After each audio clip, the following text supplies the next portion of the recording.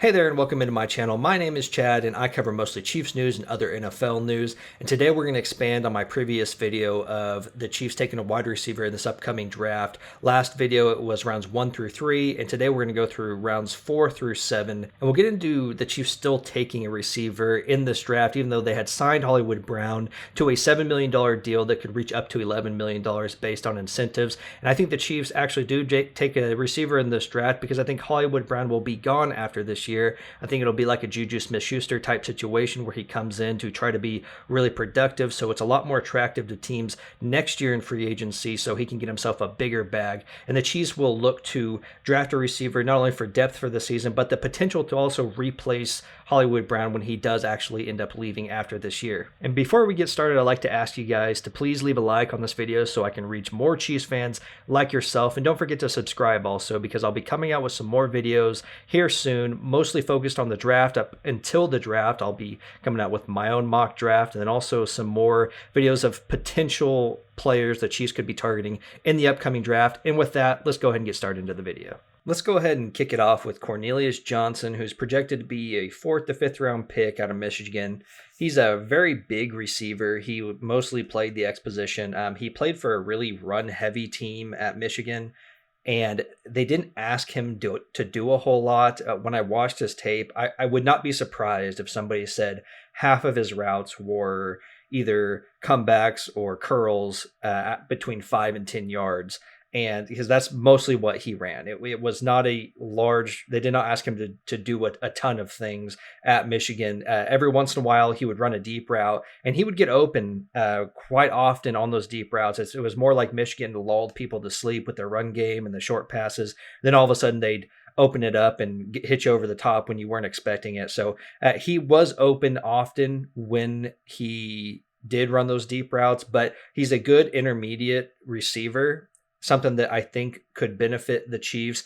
The main thing that I think that the Chiefs would draft him for is his special teams play. He did block 2 punts on special teams for Michigan, and so he brings a lot of value in that sense. And then also, he may be a developmental guy because he wasn't asked to do a whole lot at Michigan, but I see the potential there. He could be not necessarily like a Puka Nacua type who was drafted in the 5th round last year. I'm not projecting him to be that way, but he could be kind of like that diamond in the rough that because he was playing on a team that wasn't focused on getting him the ball in multiple different ways, and they were that run first team, that he may be somebody that was underutilized and could have a lot more potential, especially for someone like the Chiefs who don't have a receiver similar to Cornelius Johnson, who's a fairly quick, large possession type receiver that can also go deep. Let's move on now to Malik Washington out of Virginia. He actually started at Northwestern and transferred after he graduated from Northwestern to Virginia. He wanted more of an opportunity to shine at Northwestern. He was maybe getting 600-yard seasons and stuff, and he wanted to be utilized a bit more. And he also was going to Virginia to get his master's degree. And he saw a lot more productivity at Virginia. His stats really jump out to you. Didn't have a ton of drop balls. The one thing that if you were to knock on him is his height. He's also very big for his size, though. The one thing that he really brought to his team was he led the FBS in forced missed tackles for receivers at 35. He just pinballed off of guys once he was in the open field, and he just did not want to go down. He had really good balance. He was able to stay upright after he got hit or somebody missed a tackle on him. The guy's not scared of the middle of the field. He'll lay out for balls. He just makes plays all over. He was not just, an intermediate guy. He would make deep throw or connect on deep throws. He was utilized all over the field. He was kind of really a complete receiver. He reminds me a little bit of a Steve Smith in that sense, where he's short in stature, but also a bigger dude. He doesn't have the same stiff arm that Steve Smith had, which was notorious, but he still has that physicality that Steve Smith brought and just did not give up on plays and just has that pure will. He's a guy that you could see moved all over the field.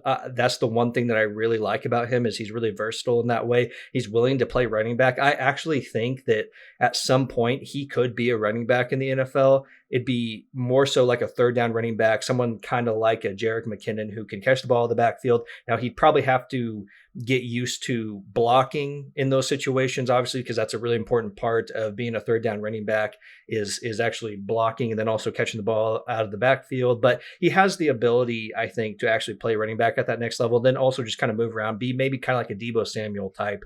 That would be the main reason why you draft him, is mostly for his versatility and then also the potential that he brings to possibly be a guy that you can move all over the field, and he could even be an X receiver, a slot. He played every position at receiver when he played at Virginia, so he's definitely a guy that I would keep my eye on. I think if he played for a bigger school, I think he would actually end up being more so projected in the third round, maybe even the second round. So he's definitely a guy that I enjoyed watching when I was watching his tape, and he's somebody that I think the Chiefs would actually take a look at. This next guy I think is kind of a fan favorite pick for a lot of NFL franchises, which is Luke McCaffrey out of Rice, who is actually Christian McCaffrey's younger brother. He actually started playing quarterback when he was playing football his early on. He actually went to Nebraska and was the backup quarterback at Nebraska and wasn't getting a whole lot of attention there. And so he transferred to Rice and he played a little bit of backup QB there for about a year. And then he ended up switching to receiver for about 2 years. This last year was really kind of his first year of being a full-time receiver. So he's fairly new at the position. So whatever team is going to draft him, he's going to be a bit of a project in that sense. But if I'm the Chiefs and I'm looking at him, I think that he could bring a lot to the table just for the fact that he played quarterback. He was fine running the football. You know, he's good at catching the football. He had a few drop issues, nothing crazy, but he was productive as a receiver as well. But somebody who's a offensive mastermind, who is really creative with somebody like Andy Reid, I could really see him utilizing his talents, not just running the ball or catching the ball, but also passing the ball.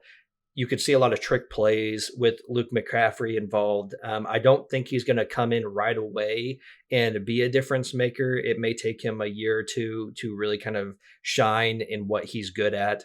He's going to have to expand his route tree if he wants to see a lot of time on the field right away. He was mostly just a deep threat or kind of a gadget guy, which is fine if you're going to be projected as a fourth or fifth round pick. That's probably what you're going to most likely your role will be. But I could see a team, someone like the Chiefs or even the 49ers, where someone like Shanahan who could utilize those trick play abilities and utilize every asset that he actually brings to the table. So I see potential with him. I don't think he's going to be some kind of superstar or anything, but I can definitely see him utilized in multiple different ways if he were to go to a team that's creative and willing to use his talents. Now we'll move on to Joshua Cephas, who is from UTSA. He's a very big receiver, a little slender. I'd like for him to get a bit bigger, but he's projected in the 6th round. He was extremely productive at UTSA. He was a 5-year guy at receiver there. He has a ton of experience. He had 3 really good years in a row these last 3 seasons. And in 21 and 22, they had 3 good receivers there. And this last year, he was for the first time, kind of the main target actually for UTSA, and he produced really well. He had very reliable hands. He ran a decent 40 time. It was a little slower than I thought he would have ran, but I don't take a whole lot of stock in what the combine does. I prefer to go off of what they actually do on the field. Joshua Cephas, he broke the all-time receiving record at UTSA. I know it's a smaller school. You know, he didn't play in the SEC or the Big Ten or anything like that, but he was very productive when he was there. He was really good in space. He was great after the catch. He was great at finding holes in the zone. He worked all parts of the field. He wasn't some one-trick pony that could only go deep or just be a gadget guy or something like that. So, and I think he would fit in really well as being kind of that fourth fiddle guy to a Travis Kelce, Hollywood Brown, and Rashee Rice that could get you something like 300 to 400 or 500 yards, kind of like a Byron Pringle or Demarcus Robinson, which I think is actually his floor. But he could also be a guy that can sit there for another year and learn, and possibly be a guy that can step up when Hollywood Brown most likely leaves the Chiefs after the next season. So this is definitely an option that I think could be more so of a future pick, that if they allow him to get used to a tricky, hard to learn Andy Reid offense and start to produce actually more so in his 2nd or 3rd year. And at worst, like I said, his floor is probably like a Demarcus Robinson. Well, he'll get you 400 yards. So it's a good option for the Chiefs later on in the back end of the draft for sure. So the next guy is a bit of an interesting situation, which is Zachary Franklin. He played at UTSA for the most part, and then his last season transferred to Ole Miss, where he barely played any at Ole Miss. The stature you're seeing on the screen actually is from his last year at UTSA. He was extremely productive at UTSA, kind of like the Joshua Cephas. He was kind of the first option actually before Joshua Cephas during that 21-22 season before he went to Ole Miss for 23, and actually was the leading all-time receiver at UTSA before Joshua Cephas broke it in 23. But when he went to Ole Miss, he was not productive at all, mostly because he had a preseason injury that sidelined him for a bit. He only played in 3 games, hardly had any productivity. I think he had like 38 yards and a touchdown. But the interesting part about that is that when he was injured, he made a trip to the Georgia game and decided not to play. It was his own decision. And Lane Kiffin actually told the reporters that you would have to ask him about not playing, and that he ended up being on the roster, but not playing at all for the remainder of the season. So that's kind of a bit of a red flag, obviously. But the Chiefs, they have no issues with red flags, especially Andy Reid. He had Michael Vick, he had Tyreek Hill. They gave guys a bunch of second chances all over the place. And this is actually a guy I think that could be definitely a diamond in the rough, that if you wanted to give a chance to and take that chance on, then he could be a guy that really could produce for you right away. He's a guy with the skill set that I think can really transfer over well to the NFL. He played the X receiver at UTSA. He was actually one of the highest touted transfers when he was being transferred over to Ole Miss, and Ole Miss was really excited about getting him. And I could see why when I was watching the film. He has an amazing twitch to get separation. He makes corners look silly sometimes. He's great in contested catch situations. He always seems to put himself in a great spot to catch the ball. He does really good at getting separation. He was just an all-around good X receiver at UTSA, and I was really disappointed that I didn't see him do that in the SEC. That would have been great to watch, but this is a guy, like I said, that the Chiefs like taking chances on guys in these later rounds, and I think this is a guy that you could definitely see them taking a chance on. Last but not least, we have Hayden Hatton, a receiver out of Idaho, who used to be a tight end coming out of high school, who transferred over into being a receiver at Idaho.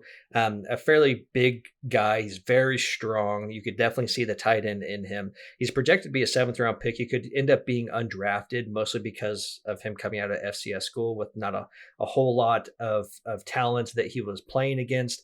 But I could definitely see him being a bit of a diamond in the rough. That's what you're looking for in these later rounds, is somebody with potential that could do something later on. He was very productive at Idaho. When you watch his tape, he had great ball tracking skills. He was such a strong physical receiver, outstanding contested catch ability. He had a huge catch radius, great jump ball situations. He was versatile, played inside and out. He was a decent run blocker. He played tight end, like I said, and so he has that ability. The only knock that I would say with him is because he was so physical with all his routes, he relied on it a lot. And so you didn't get a ton of separation. So he would be a bit of a project coming into an NFL team. He would definitely have to stick on a roster mostly through special teams. But when you watch him, you definitely see that he has that potential to be something more than just a special teamer. He just has a natural gift at actually catching the ball, and he has the will to just lay out, put his body on the line. He can take hits. He's an incredibly impressive receiver. It's just that playing at an FCS school and then transitioning into the NFL, you can't rely on your strength like that, because everybody's much bigger that you're playing against now and a lot more faster. So he'd have to tweak his skill set just a little bit. I don't think you'd have to do it a lot, but he has the potential to be something good at that next level for sure. Well, that does it for this video. Thank you for giving me a listen. Don't forget to like to help me reach more Chiefs fans just like you, and to subscribe for future videos. I'll be coming out with a few more draft videos of who you could be looking at the Chiefs drafting here coming up at the end of April. So let me know in the comments what you think the Chiefs do at receiver now that they have added Hollywood Brown. Do you think they bypass a receiver in the first 3 rounds, just take one on day 3? Which of these receivers did you like the most? Was there a receiver that I left off that you thought that might fit well with the Chiefs? Also, do you think that Hollywood Brown will stick around long term? I don't think so. I think it'll be a Juju Smith-Schuster situation where he just plays here for 1 year, which is one reason why I think the Chiefs will actually draft a receiver in this draft, not only for depth for this year, but also to eventually replace Hollywood Brown, or at least the potential to replace Hollywood Brown. But with all that being said, thank you again for watching. I hope you have a great rest of your day, and as always, go Chiefs.